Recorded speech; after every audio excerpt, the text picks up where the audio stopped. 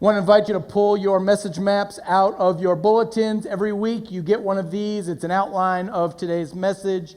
Some of the scriptures that I'll be using are on here. There's a spot to jot down some notes if you hear something you want to take with you. And on the back is a map for the rest of the week. For those of you who may be watching on video, I want you to know you can also download this on the link at the bottom of the page, and you can check that out as well. Today we're finishing up this series called Living on Purpose. And what we're doing is we're focusing on how to really make life happen for us rather than allow life to just happen to us. Rather than being victims of our own circumstance, how do we learn how to be all that God has called us to be? And we've looked at some critical areas of our lives that we need to live on purpose. We've looked at how we live our faith on purpose, and how do we live our family on purpose, and how do we have some focus on life on purpose. Today we're going to finish up this series by asking, how do we live into our future on purpose? One of my favorite verses in the whole Bible is in Jeremiah chapter 29. And here's what the prophet says: in the midst of captivity, in the midst of being taken out of their homes, being exiled and not being where they feel like God's called them to be, listen to what the prophet tells the people. For I know the plans I have for you, declares the Lord. Plans to prosper you and not to harm you. Plans to give you a hope and a future. Now, I don't know about you, but everything in my world is an 80s song. All right, I grew up in the 80s. Everything you say, everything that happens, boom, automatically a song from the 80s pops into my head. And if you know me at all, you know in the middle of anywhere, I'm likely to just bust out and start singing it. That's just how it works for me. So every time I read this verse about the future that God has planned for us, about the gift of life and of hope that God has in store for us, and how God has our future in God's own hands, I can't help but thinking the future's so bright, I gotta wear shades, right? Come on, Huey Lewis, sing it for us, right? Where's Jason? No, never mind. But the future is a hard thing to stay focused on, isn't it? Because it hasn't happened yet. It's hard to stay focused on the future on purpose because we're not there yet. We don't see it. So how do we do that? I've got an app on my phone called Time Hop. Any of you familiar with this app? Basically what it does is it takes a look at all of your social media over the last several years, and it takes a look back and it says, what were you doing? What were you posting on Facebook or on Instagram or on Twitter? What were you doing a year ago, 2 years ago, 5 years ago? What were you doing? And so this Time Hop app is a kind of a neat way of taking a look backwards and saying, where was I? What was going on in my life during that time? And just kind of remembering where you were. This week, Time Hop popped up in my feed, and it showed me this post here. It said, today I begin my journey with Shiloh United Methodist Church as campus pastor at Shiloh at Price Hill during May and June. So this week, a year ago, I came to Shiloh Church. Started at Price Hill for 2 months and then came here in July. And it got me just looking back at this year that I've had, this incredible journey, the relationships that I've begun to build with so many of you, the miracles that I've seen God do and work, and the obstacles this church has overcome and come up against and wrestled through, and my family and where we've been over this course of this year. And it was just a really nice journey backwards, right? Just kind of focusing, look what God has done. But it also got me thinking, man, I wish they'd come up with an app that would not just hop backwards, but would hop forward. How cool would that be? You'd all have that app on your phone. If you could just pop up your phone and just say, okay, in a year from now, here's where I'm going to be, or in 3 years, or in 5 years, here's what's going to be happening. Every single person would have that app on their phone, right? I hate to break it to you, this is one app they don't have. There isn't an app for that. So how do we stay focused on our future? How do we keep our eyes on the direction, this vision that God has for us? Well, I'm glad you asked, because we're going to wrestle through that today. And if you brought a Bible, we're going to be in 2 Kings, the book of 2 Kings. It's early in your Bible, and I want to invite you to turn there. I'm not going to read the entire thing, but I want to kind of tell you the story of two guys named Elijah and Elisha. Now, I swore a long time ago I'd never preach on this passage because you can't keep these two guys' names separate no matter what you do. So if I mess them up, if I switch them back and forth, just forgive me. It just is what it is. Elijah was a prophet of Israel. And Elijah, as a prophet, that's not a job you aspire to. It's not a job no kid ever grew up thinking, ooh, I'd really love to be a prophet, because a prophet's job was hard. A prophet's job was to speak truth to power. A prophet's job was to hold people accountable. A prophet's job was to call folks out, and nobody likes a guy like that around. Amen? And so Elijah becomes this prophet, and he has this apprentice, this guy he's mentoring, this disciple named Elisha. And the Bible tells us that wherever Elijah goes, there's Elisha. And whatever Elijah does, there's Elisha. And whatever Elijah says, that's what Elisha says. And he does everything that Elijah does. It's a great model for discipleship. One of these days, we're going to break down this story when we're talking about discipleship. But Elijah in the story, it says, was getting old. His days were numbered. As a matter of fact, people were saying, today Elijah's going to die. And so 3 times in the story, Elijah tells Elisha, stay here. I'm going to the next town.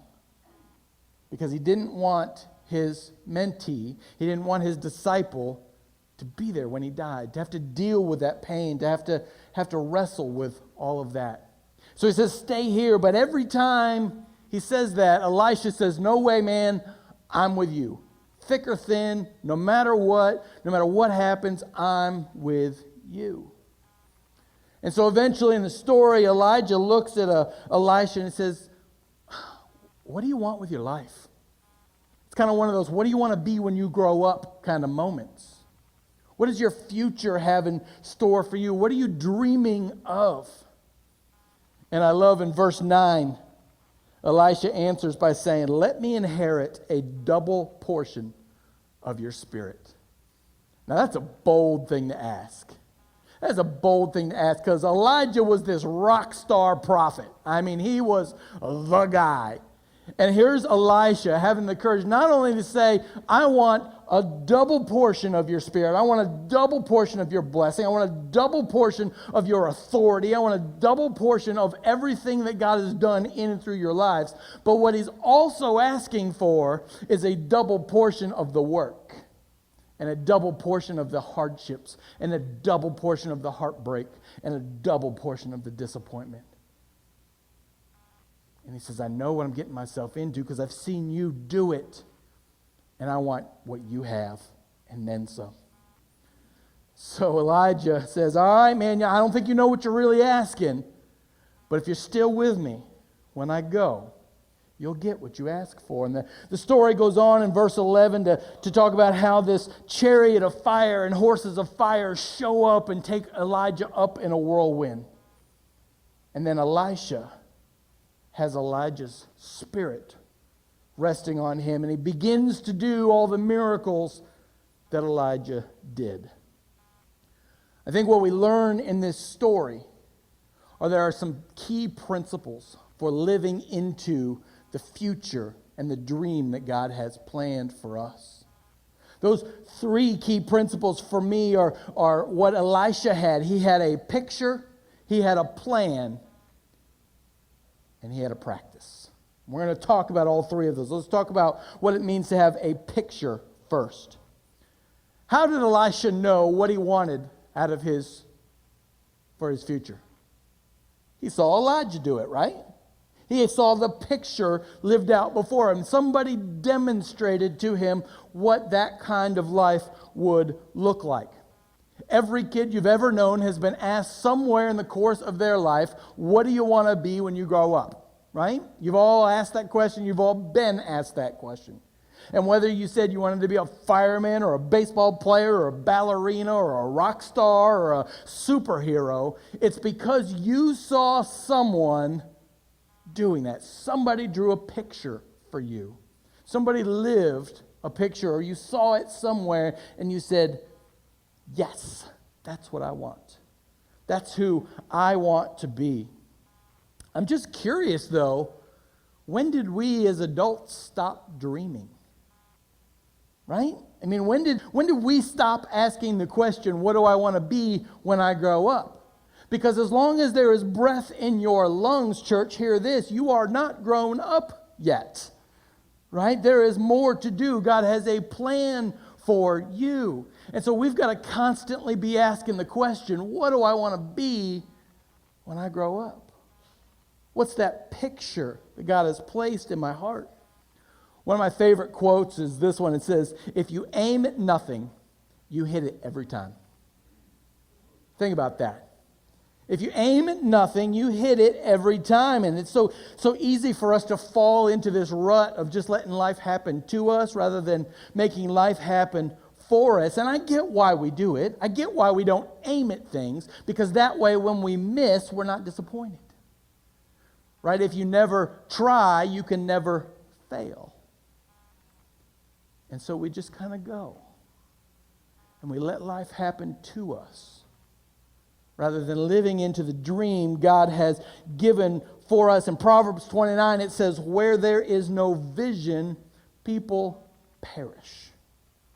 Where there's no vision, people perish, because vision gives hope. And church, hope is what gets us out of the bed in the morning. You are here today. You got up, got dressed, got to church because somewhere in your heart you have some hope that God's going to do something, that your life is going to be different. Their hope is what moves us into the future. And where there is no vision, there's no hope. Vision's not just for prophets and preachers. In Acts chapter 2, it says, in the last days, God says, I'll pour my spirit on all people. Your sons and daughters will prophesy. Your young men will see visions, and your old men will dream dreams. I tend to think of myself a little bit as a visionary. I think vision is one of those gifts that God has and blessed me with. And so I've thought a lot about vision and what does it look like and how do you get it. And I've come to realize there are a couple of things I need to know and we need to know about vision. That God's vision, first and foremost, always happens in the margins of life. You know what I mean by when I say margins? Those quiet times, those times where we're not running at 1,000 miles an hour with our hair caught on fire, those times where we're not in the middle of the forest and we can't see the trees, those times where we are still and listening to God. Now, we live in a very noisy world that doesn't allow very much margin. We live in a world that values work from sun up to sundown, do, go, more. And what I've come to realize is that busy is the antidote for vision. So if you don't want a vision from God, just stay busy. Just keep going. Don't stop to listen. And you'll drown out God's voice. Psalm 46 says, be still and know that I am God. That vision from God comes in the margin. The other thing that I've begun to learn is that vision often comes from others. You know, Elisha got his vision because he saw who Elijah was. I am standing here today leading in pastoral ministry because I saw a vision of my dad. I saw a picture given before me. Many of you are who you are because you saw somebody, good or bad, living a picture in front of you. Every kid who's ever dreamed of being something has dreamed that because they've seen a picture of it in someone else. So my question then becomes, who's living your dream? Who's living your picture? Who is already where you want to be? Maybe you can't point to that person. Maybe you're not sure. You haven't really clarified what that vision is for your life yet. And so I want to give you a real practical piece of advice. If you don't know somebody who is where you think you want to go yet, follow Jesus. Just start there, because Jesus will always lead you into the life God has planned for you. So start with Jesus. Do what Jesus did. Go where Jesus went. Say what Jesus said. Follow Jesus into that vision. The third thing I've learned about vision is that vision is always bigger than what I can do all by myself, right? Most of the time, that's how I figure out whether it's a God vision or a Dave vision.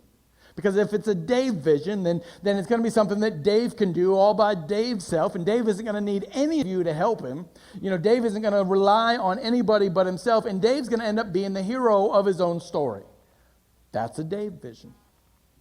A God vision is always bigger than what Dave can do all by himself, or what you can do all by yourself. And the reason we don't allow ourselves to dream those kinds of dreams is because that's scary. We're in deeper water than we're comfortable with. And God has called us to this bigger picture. Elijah reminded Elisha that the picture he had, that double portion of his spirit, is a difficult thing. You're asking for something that's big, bigger than what you can handle all by yourself. Sometimes I think that the reason we don't have a vision from God is not because God hasn't spoken into our lives, but because God's given us a vision and it's just too big and scary for us. And we think to ourselves, I can't. Well, I want you to know you're right. You can't. But God can. You can't. But God can. And so the good news is that God isn't asking us to do any of this all by ourselves. So if we're looking for a picture, if we need a life vision to live into, and I want to encourage you, ask God for a vision. Every year around the fall, I begin to vision for our church and where are you leading us? And I have conversations with folks, and I listen and I pray, and I begin asking God, where are you taking us next year? What's next on the agenda? Where are we headed?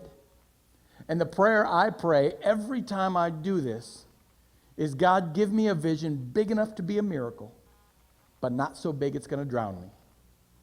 Right? A vision big enough to be a miracle. It's got to be bigger than a Dave vision, but not so big it's going to drown me. And I've found that when we ask God for a vision, and if we're willing to slow down long enough to listen, and if we're willing to step outside of our own fear, then God will give us a vision. Jeremiah 33:3 says, "Call to me, and I will answer you, and tell you great and unsearchable things you did not know." Oh, that's a promise I can take to the bank. That if I just ask God, call to God, say, God, give me a vision I don't already have. Give me some direction. Give me a picture for where I'm headed. Then God will do that. Now, once you have a picture, now you got a bigger problem. Now you got to do something about it, right? Because a picture without a plan is nothing but a dream and a frustration.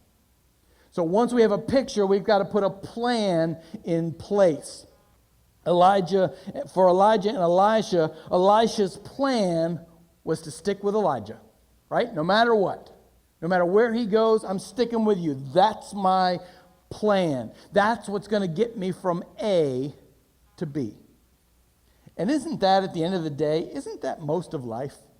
Trying to figure out how to get from A to B? How to get from A to B spiritually, or how to get from A to B emotionally, or how to get from A to B in our relationships, or how to get from A to B in our careers or in our families. How do we get from A to B? And I don't know about what your A to B looks like. Sometimes for some of you, it may just be a nice little flat line, straight line. You get you right to where you want to go. In my life, it looks a little curlier. It looks a little more like that top line than it does anything else. And there's lots of reasons why we don't get from A to B. Sometimes we don't get from A to B because we haven't done the visioning process. We haven't asked God for a picture of what B looks like, right? give us a picture, and we haven't done that work. We haven't been still and silent and listened. Sometimes we can't get from A to B because we haven't properly assessed where A is and where we truly are today. You ever try to plug in an address on your GPS, but it can't find your current location for some reason? So no matter how well you know where you're going, if you don't know where you are right now, you're lost. Right? That's it. There's a spiritual principle right there. If you don't know where you are, if you can't have an honest assessment of where you are, in recovery language they call this a fearless moral inventory. Taking a look deep within yourself and being honest with yourself about here's where I really am, not where I'd like to be, not where I think I am, not where I tell everybody else I am, but where I really am. Sometimes we can't get from A to B because we don't know where A is. And sometimes we can't get from A to B just because movement is scary. It's terrifying to move from A to B. We don't know what B is going to end up looking like. And we've grown comfortable with A. Here's what Jesus said in Luke 14. He says, suppose one of you wants to build a tower. Won't you first sit down and estimate the cost to see if you have enough money to complete it? For if you lay a foundation and you're not able to finish it, everyone who sees it will ridicule you, saying this person began to build and wasn't able to finish. Or suppose a king is about to go out to war against another king. Won't he first sit down and consider whether he's able to, with 10,000 men, to oppose the one coming against him with 20,000? And if he's not able, he will send a delegation while the other is still a long way off and will ask for terms of peace. See, an intentional plan is the difference between dreamers and doers. Well, let me say that again. Having an intentional plan in place is the difference between dreaming it and doing it. Living into this picture that God has for us. Now, for a lot of us, we're not really sure what those steps look like. What is this next place? And I'm here to tell you, just ask God. God, where do I go from here? How do I begin this journey from A to B? Psalm 119 says, God, order my steps in your word. I've come to believe that the more I'm in God's word, the more God reveals to me the direction and the path I'm supposed to be on. The more I spend time with God, the more I spend in prayer, the more I understand and I'm able to hear God's direction for my life. For some of us, if we want to get from A to B, we got to find somebody who's already at B and just follow them. Do what they did. Go where they went. Do the hard things that they did. What often happens in this journey we're on is that we start on our path from A to B, and we want to be at B really bad, right? We've seen the picture, we know what it looks like, and my guess is there's more than just me as an impatient person in this room, right? We struggle with that, and so we see where we want to be, and we recognize where we really are, and we get frustrated because we're not there yet. I'm here to tell you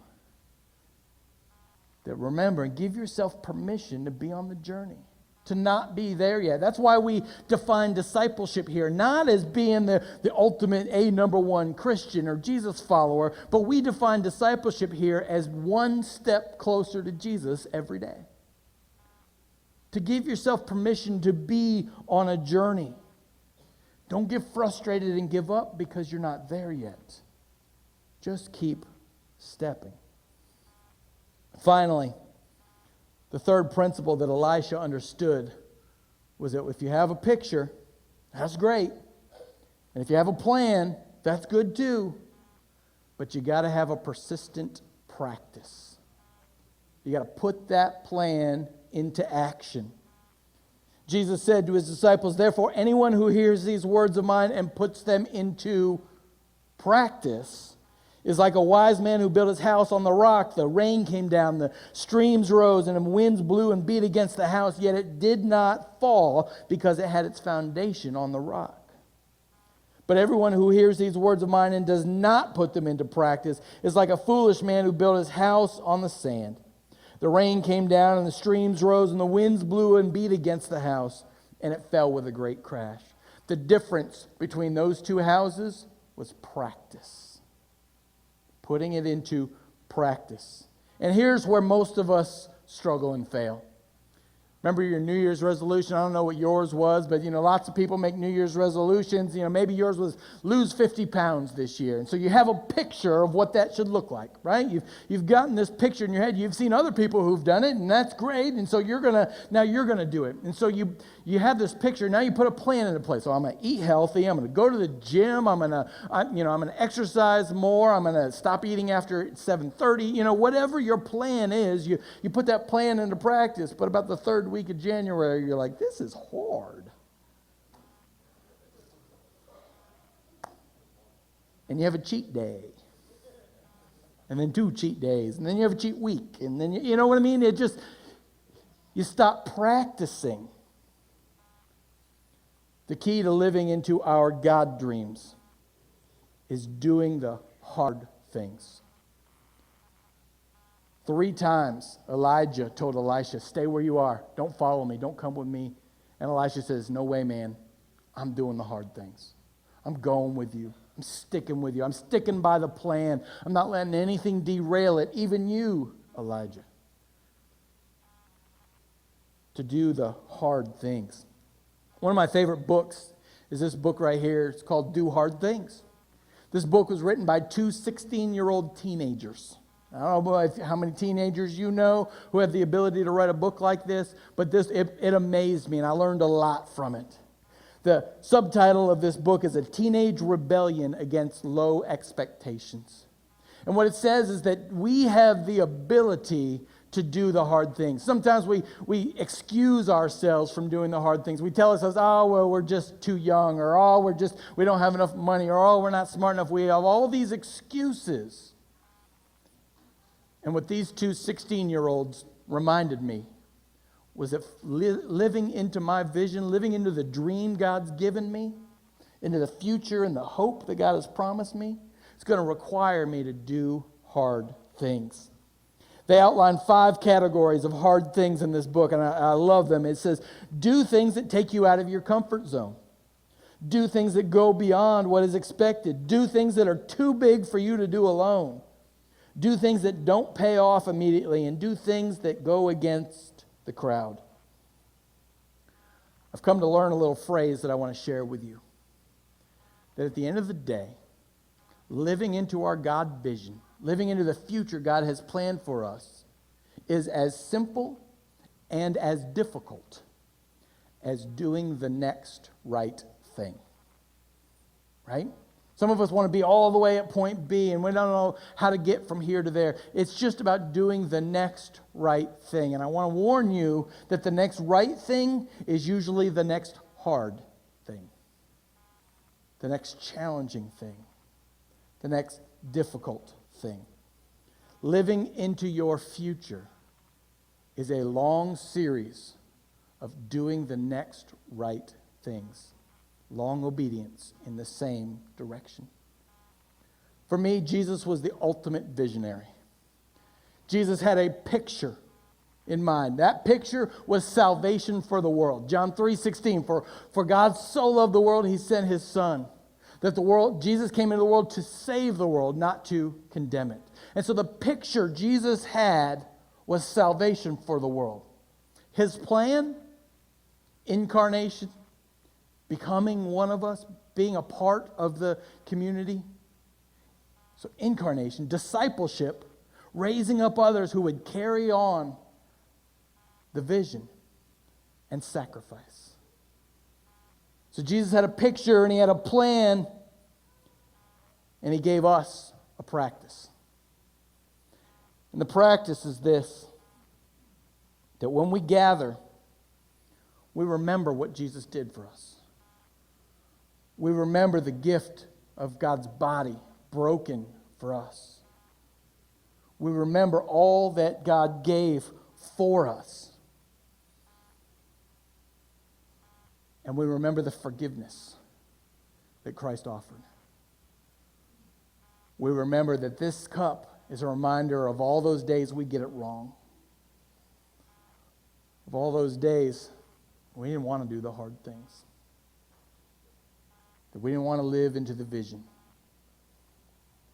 So Jesus has this picture, and he sets for us a plan, and he invites us to this persistent practice.